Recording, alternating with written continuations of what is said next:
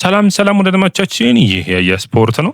ወደ አድማጮቻችን ሊቨርፑል ከማንቸስተር ዩናይትድ እሁድ ምሽት 12 ሰዓት ተኩል የሚደረገውን ጨዋታ ቅድመ ትንታኔ ይዘንላችሁ መጠናል። ሊቨርፑል በአርነ ስሎት የሚመራው ሊቨርፑል ካለፉት 3 ጨዋታዎች ሽንፈቱ እንግዲህ ይህንን ጨዋታ ለማሸነፍ የሚመለስ ይሆናል። በሩበን አሞሪም የሚመሩት ማንቸስተር ዩናይትዶች ደግሞ በተከታታይ 2 ጨዋታዎችን በእንግሊዝ ፕሪሚየር ሊግ ለመጀመሪያ ጊዜ ለማሸነፍ የሚያደርገው ጥረት ይኖራል ተብሎ ይጠበቃል። በዚህ ጨዋታ ወደ አድማጮቻችን ሱፐር ኮምፒውተሩ ለሊቨርፑል ከፍተኛ የሆነ ግምትን ነው የሰጠው። 73% የማሸነፍ እድልን ሰጥቶታል። ዩናይትድ ታዲያ ባለፉት 9 ጨዋታዎች በአንፊልድ ማሸነፍ አልቻለም። ሙሐመድ ሳላህ በዩናይትድ ላይ ከፍተኛ የሆነ የበላይነትን የሚወስድ ተጫዋች ነው። 19 የጎል ተሳትፎችን ማድረግ ችሏል። ይህ የዩናይትድ ሊቨርፑልን ሊያሸንፍበት የሚችልበት ትክክለኛው ጊዜም ወይም ደግሞ መጥፎም ጊዜ መሆን እድሉ ሰፊ ነው ማለት ይቻላል። ምክንያቱም ትክክለኛው ጊዜ ማለት ሊቨርፑል አሁን 3 ተሸንፏል። ስለዚህ ይህንን ድክመት ላይ ከሊቨርፑል 3 ሽንፈቶች ላይ 4ኛ ሽንፈቱን ሊያስመዘግብበት የሚችልበት እድል አለ።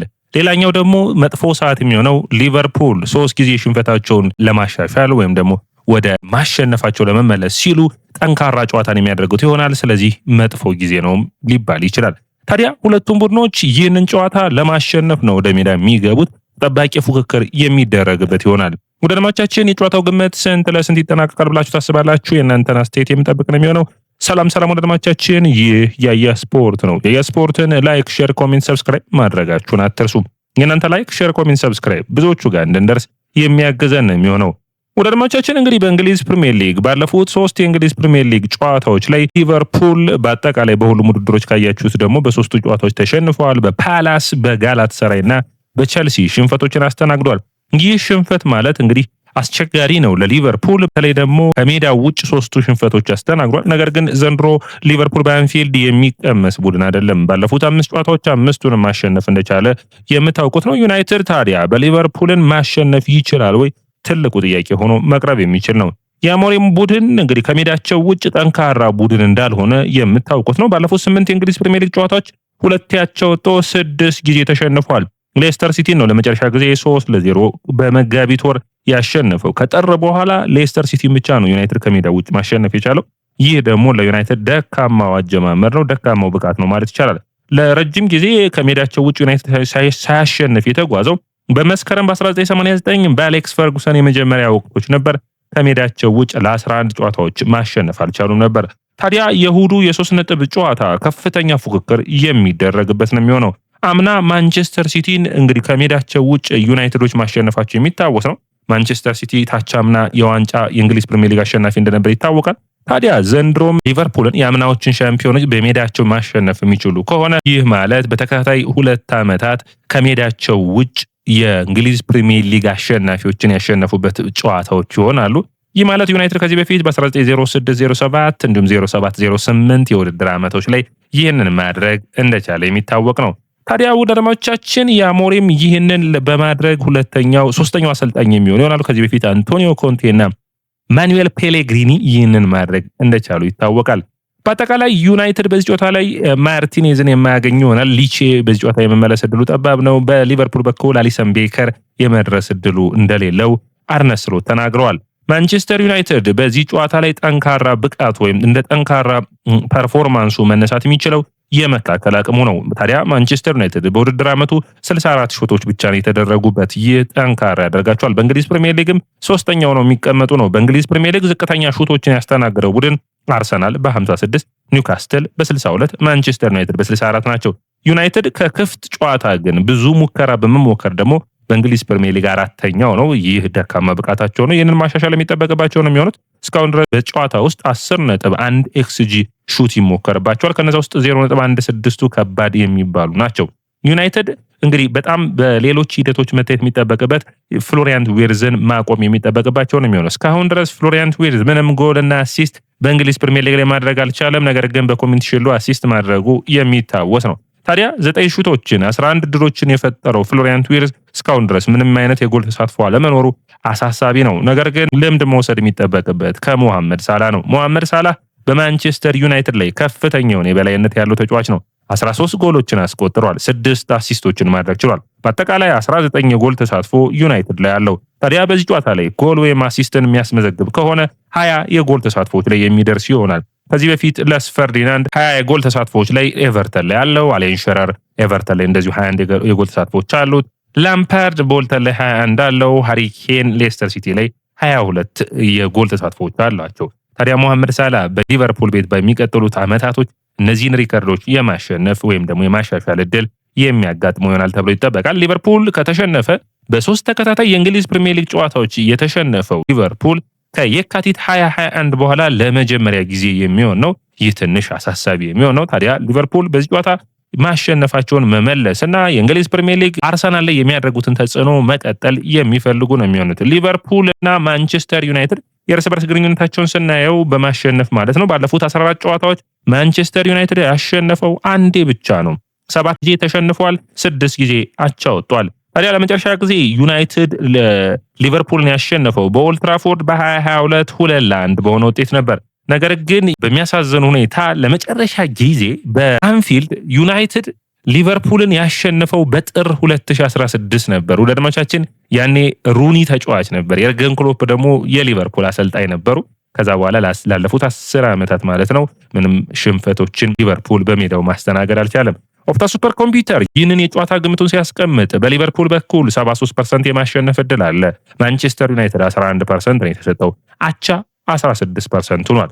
ታዲያ ግምት ያስተላለፉ ምን ይሆናል ብለን ስናስብ በሊቨርፑል በኩል መመራዳሽቪሊ ግብ ጠባቂው ነው የሚጀምር ይሆናል። በሊቨርፑል በተለይ በተከላካይ መስመሩ ሽፋን መስጠት የግብ ጠባቂው ይጠበቃልና ትንሽ መመራዳሽቪሊ እንግሊዝ ፕሪሚየር ሊግን የሚጀምርባቸው ጨዋታዎች ቼልሲ፣ ማንቸስተር ዩናይትድ አይነት ትልልቅ ጨዋታዎች መሆኑ አስቸጋሪ የሚሆንበት ይመስለኛል።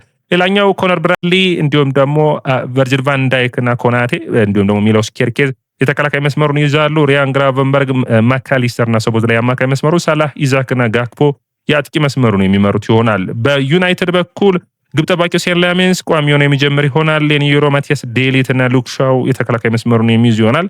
ዲያሎ፣ አማድ ዲያሎ ማለት ነው፣ ካስሜሮ እንዲሁም ደግሞ ብሩኖ ፈርናንዴዝ እና ዲያጎ ዳሎት የአማካይ መስመሩን ይዛሉ። ብሪያም ምቤሞ፣ ቤንጃሚን ሴስኮ እና ማቲያስ ኩኛ የአጥቂ መስመሩን የሚይዙ ይሆናል።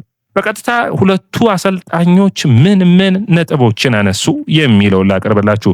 ሩበን አሞሪም እንግዲህ ባለፉት 2 ሳምንታት ከሰር ጂም ራትክሊፍ ከፍተኛ የሆነ ድጋፍን እያገኙ ይገኛሉ። ታዲያ ስለዚህ ተጠይቀው ነበር። ሁሌም ይደግፈኛል፣ ሁሌም ይነግረኛል። ነገር ግን አሉ እግር ኳስ እንደዚህ አይነት እገዛ ብቻ አይሰራም፣ ሜዳ ላይ ውጤት ማምጣት ይጠበቅብናል በማለት አስተያየታቸውን ሰጥተዋል። ምክንያቱም እግር ኳስ ውጤትን ስለሚፈልግ ነው። የሚያስማማ ሀሳብ ይመስለኛል። ከዛ ውጭ እያንዳንዱ ጨዋታ ማሸነፍ እንፈልጋለን፣ ስለ ቀጣዩ ጨዋታ ብቻ ነው ደግሞ ማሰብ የምንፈልገው በማለት አስተያየታቸውን ሰጥተዋል። ከዛ ውጭ ይህ ጨዋታ በአንፊልድ ሮድ የሚደረገው 100ኛ የማንቸስተር ዩናይትድና የሊቨርፑል ጨዋታ ነው። ታዲያ ይህንን 100ኛ የአንፊልድ ጨዋታ ማን ያሸንፋል? ትልቅ ግምት የሚጠበቅ ነው የሚሆነው። እንግዲህ በሁለቱም ቡድኖች በኩል የተለያዩ መረጃዎችን እየወጡ ይገኛሉ። ሁለቱም ቡድኖች ጠንካራ ተፎካካሪ እንደሆኑ ይታወቃሉ። ነገር ግን ይህንን እንደ አንድ ጨዋታ እንደሌላ ጨዋታ እንደሚቆጥሩት ሩበን አሞሪም አስተያየታቸውን ሰጥተዋል። ሌላኛው እንግዲህ የሰጡት አስተያየቶችን ስናይ ትልልቅ ጨዋታዎች ላይ ማሸነፍ እንዳለብን ስለምንረዳ በሚገባ በጥንቃቄ እንጫወታለን፣ ያንንም በነገውም ጨዋታ የምናደርግ ይሆናል በማለት አስተያየታቸውን ሰጥተዋል። ሌላኛው እንግዲህ የሚሆነው ስለ ተጫዋቾቹ ጉዳት ነው። 7 ተጫዋቾች ትሬኒንግ ላይ እንዳልነበሩ ይታወቃል። ከሀገራት ጨዋታ መልስ ታዲያ ስለዛ ተጠይቀው ነበር። አስተያየታቸውን ሲሰጡ ሊቼ ለዚህ ጨዋታ አይደርስም፣ ናስር ማዝራዊ የመድረስና ያለመድረስ እድሉ አለው፣ ስልጠናዎችን በሚቀጥሉ ቀናቶች የሚሰራ ከሆነ ለጨዋታው የመድረስ እድል አለው በማለት አስተያየታቸውን ሰጥተዋል። ለጨዋታው ሙሉ በሙሉ ዝግጁ ነን በማለት አስተያየታቸውን ሰጥተዋል። ለሴን ላሜንስም ጥሩ የሆነ አስተያየትን ሰጥተውታል። ምንድነው ያሉት? የመጀመሪያ ጨዋታውን በጥሩ ስሜትና በጥሩ ገጽታ መጀመሩ፣ በጥሩ ፐርፎርማንስ መጀመሩ ለቀጣይ ጨዋታዎችም የሚያግዝ ይሆናል በማለት አስተያየታቸውን ሰጥተዋል።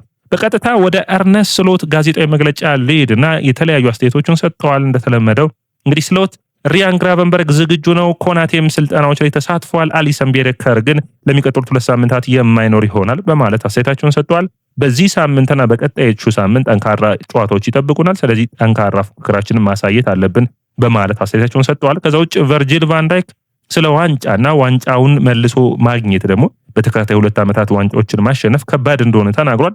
ይህንን ተጠይቀው ነበር። አዎ በማለት አስተያየታቸውን ሰጥተዋል። አምና ብዙ ድሎችን እንፈጥር ነበር፣ ዘንድሮም እየፈጠር እንገኛለን። ነገር ግን አምና ብዙ ጎሎችን አናስተናግድም፣ ዘንድሮ ብዙ ጎሎችን አስተናግደናል በማለት አስተያየታቸውን ሰጥተዋል። ለምሳሌ አሉ ዘንድሮ እስካሁን ድረስ 9 ጎሎች ተቆጥሮብናል፣ 4ቱ ከቆሙ ኳሶች ነው። 5ቱ ደግሞ 2ቱ በፈጣን መልሶ ማጥቃት ነው፣ 3ቱ በክፍት አጨዋወት ነው። ስለዚህ እነዚህን በሚገባ ማሻሻል ይጠበቅብናል። አሁን እኛን ሲያገኙን ረጃጅም ኳሶችን ለመጫወት ይፈልጋሉ። ያ ደግሞ በዛ ቦታ ላይ ተጋላጭ እንደሆነ ነው። ስለዚህ እኛ በሚገባ መዘጋጀትና በሚገባ ሽፋን መስጠት ይጠበቅብናል በማለት አስተያየታቸውን ሰጥቷል።